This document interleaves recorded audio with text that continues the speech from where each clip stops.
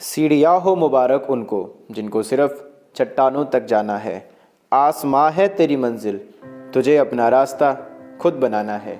यदि यही आपकी सोच है और आप भी अपनी क्लासेस के अंदर टॉप करना चाहते हैं तो आइए, आपका स्वागत है मेरे नए YouTube चैनल पर, जहां मैं आपको मैथ्स और साइंस से रिलेटेड काफ़ी सारी वीडियोस प्रोवाइड करवाता रहूँगा।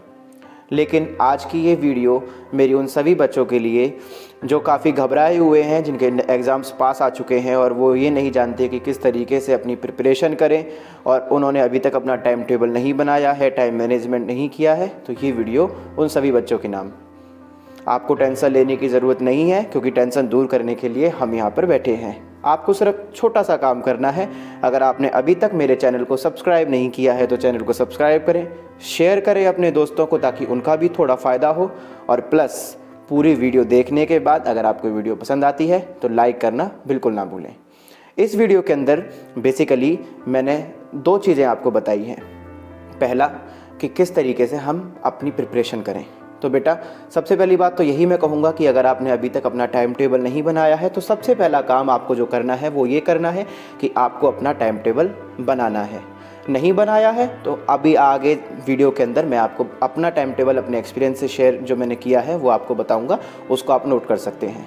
क्योंकि बेटा, किसी भी एग्ज़ाम्स के अंदर जाने के लिए अगर आपके पास पैसा कम समय बचता है तो सबसे मेन जो फोकस आपका होना चाहिए वो आपका टाइम टेबल पर होना चाहिए। क्योंकि अगर बंदा डिसिप्लिन हो जाता है तो उसके बाद कोई भी प्रॉब्लम जो है उसके सामने छोटी हो जाती है। तो सबसे पहला काम जो आपको करना है वो अपने टाइम को मैनेज करना है, अपना टाइम टेबल बनाना है।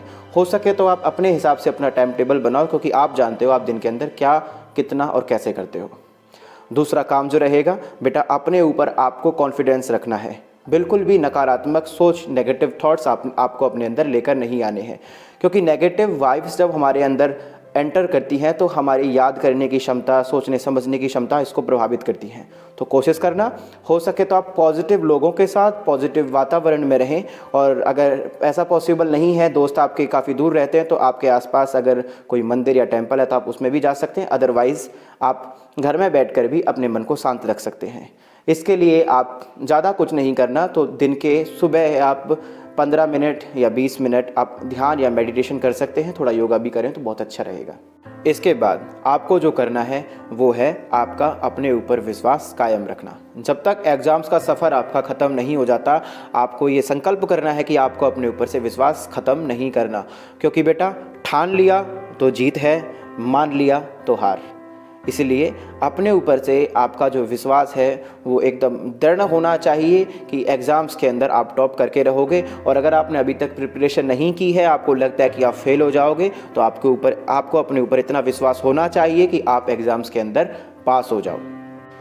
और आखिरी चीज़ जो आपको हर हालत में करनी ही चाहिए, अगर आप अच्छे नंबरों से पास होना चाहते हैं या आप मेरिट लाना चाहते हैं, पिछले 5 साल के आप क्वेश्चन पेपर उठा लीजिए और उनको सॉल्व करना शुरू कर दीजिए। चाहे कितना भी आपके पास समय क्यों ना बचा हो, आप इनको करके ज़रूर जाएं और यकीन मानो आप एग्ज़ाम्स के अंदर काफ़ी अच्छा प्रदर्शन करेंगे। तो आइए अब चलते हैं अपनी वीडियो के अगले पड़ाव की तरफ, जहां पर मैं अपने एक्सपीरियंस से बना हुआ टाइम टेबल आपके साथ साझा करूंगा। और मेरी ये आपसे सजेशन है कि आप उस टाइम टेबल को साथ के साथ नोट करते रहें। जहाँ पर आपको लगता है कि आपको चेंज करने की ज़रूरत है, वहाँ आप अपने हिसाब से अपना बदलाव कर सकते हैं। लेकिन ये मोटा मोटा आप उसके अंदर ये समझ लेना कि आप किस तरीके से अपना टाइम टेबल बनाएंगे। आइए चलते हैं। हेलो, तो हाजिर हूँ मैं आपके टाइम टेबल के साथ। जो टाइम टेबल आप मेरे पीछे देख रहे हो वो सिर्फ आपके लिए बनाया गया है। बट जैसा कि आप सभी जानते हो कि हम सभी के पास सिर्फ 24 घंटे होते हैं। 24 घंटों को हम किस तरीके से मैनेज करते हैं वो पूरी तरीके से हम लोगों पर ही डिपेंड करता है। मैंने ये टाइम टेबल अपने एक्सपीरियंस से सिर्फ आपके लिए बनाया है और मुझे उम्मीद रहेगी कि आपको ये टाइम टेबल पसंद आएगा। अगर इसमें कोई खामी है या फिर आपको लगता है कि इसके अंदर कुछ जो मैंने बताया है वो आपको समझ में नहीं आया है, तो आप कमेंट सेक्शन में मुझसे इसके बारे में पूछ सकते हैं। आइए शुरू करते हैं।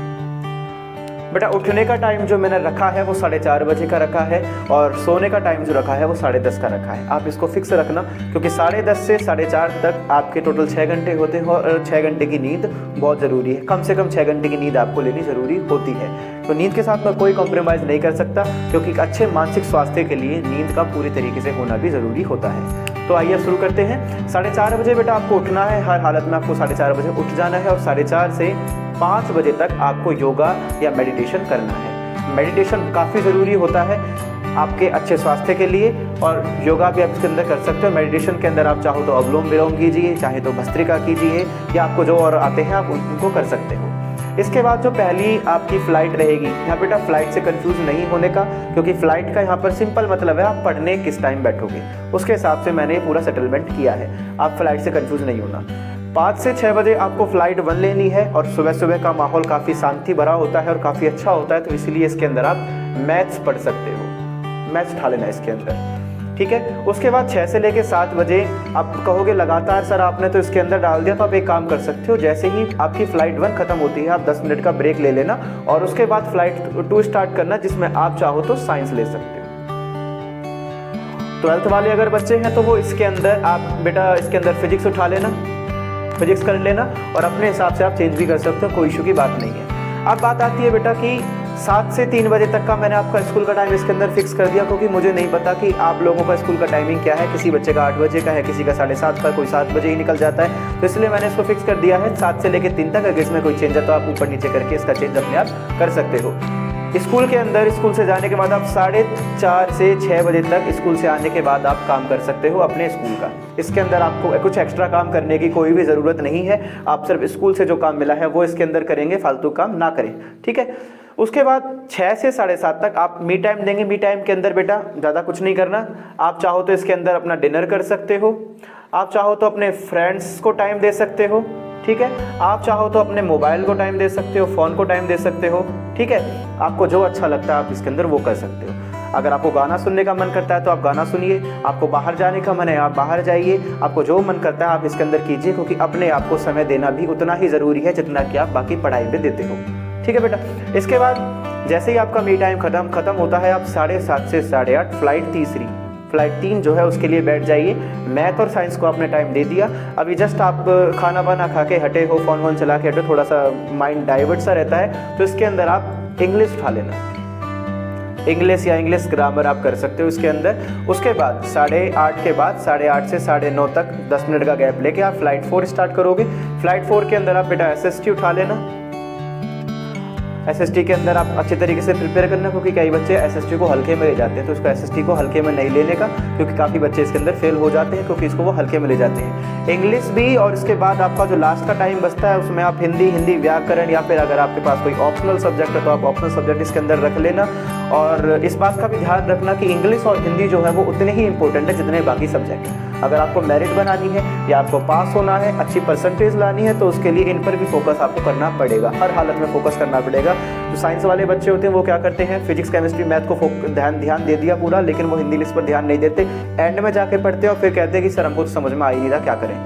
कुछ बच्चों की कैपेसिटी काफ़ी अच्छी होती है, वो कर लेते हैं, लेकिन अगर आप स्टार्टिंग से थोड़ा लेके चलोगे तो आसानी से सारा काम आपके हाथ में ही रहेगा। इसके बाद बेटा क्या करना है, एक बात और जो मैं भूल गया कि फिजिक्स जो साइंस 12th वाले बच्चे थे उन्होंने फिजिक्स अगर इधर दी है, तो उसके बाद आप क्या कर सकते हो, जो इंग्लिश के बाद आपका SST का टाइम बचता है, यहाँ पर आप केमिस्ट्री को देना आप टाइम, ठीक है। और बाकी हिंदी तो आपके पास होगी ही, हिंदी नहीं है तो ऑप्शनल सब्जेक्ट होगा, आप इसके अंदर दे सकते हैं। अगर कॉमर्स के बच्चे मेरी वीडियो को देख रहे हैं तो बेटा आप इसके अंदर थोड़ा बहुत चेंज कर सकते हो। आप यहाँ पे अकाउंट्स ले सकते हो, इधर आप जो है बिजनेस ले सकते हो, और अगर आपके पास इको है तो आप इको यहाँ पर आप रख सकते हो। आपके हिसाब से आपको जैसा ठीक लगे आप इसके अंदर चेंज कर देना। उसके बाद बेटा 10:30 बजे मैंने जैसा कि बोला आपको कि आपको सो जाना है, नींद के साथ कोई कॉम्प्रोमाइज़ नहीं करना है किसी भी हालत में। 10:30 से 4:30 तक की नींद आपको लेनी है, 6 घंटे की। हमारे पास टोटल 24 घंटे थे, 24 घंटों में से हमने क्या करा, 6 घंटे आपको सुला दिया। 6 घंटे के बाद आपके पास बचे कितने बेटा, 18 घंटे। 18 घंटों में से आप उसको काउंट करोगे ना, फ़्लाइट 1, फ़्लाइट 2, फ़्लाइट 3, 4, 5, 5 घंटे तो इसके हो गए। उसके बाद आपने जो है 4:30 से 6 तक का जो टाइम दिया था स्कूल वर्क के लिए, वो भी 1.5 घंटा इसके अंदर रहता है, तो टोटल आपके पास 6.5 घंटे हो गए। अब 6.5 घंटे ना मान के हम अप्रोक्स मान लेते हैं कि आपके पास 7 घंटे है। अब मैंने क्या करा कि 18 घंटे जो आपके थे उसमें से मान लो 7 घंटे आपने स्कूल को भी दिए, और बचे कितने 11 में से आपने 7 घंटे किसको दिए, घर पर बैठ के आपने पढ़ाई भी कर ली। बचे कितने 4 घंटे। 4 घंटे आपके कहाँ गए, कोई इशू की बात नहीं है, टेंशन लेने की ज़रूरत नहीं है। ये आपका टाइम टेबल है, चाहो तो आप इसका स्क्रीनशॉट ले सकते हो और टाइम को अच्छे तरीके से नोट कर लेना। अगर आप चाहते हो बेटा कि आपका मैं एक और टाइम टेबल बनाऊं जो कि आपकी छुट्टी के लिए हो, क्योंकि ये है जिसके अंदर आपका स्कूल कवर होता है, स्कूल आप जा रहे हो तो इसमें काफ़ी सारा टाइम आपका स्कूल के लिए चला गया।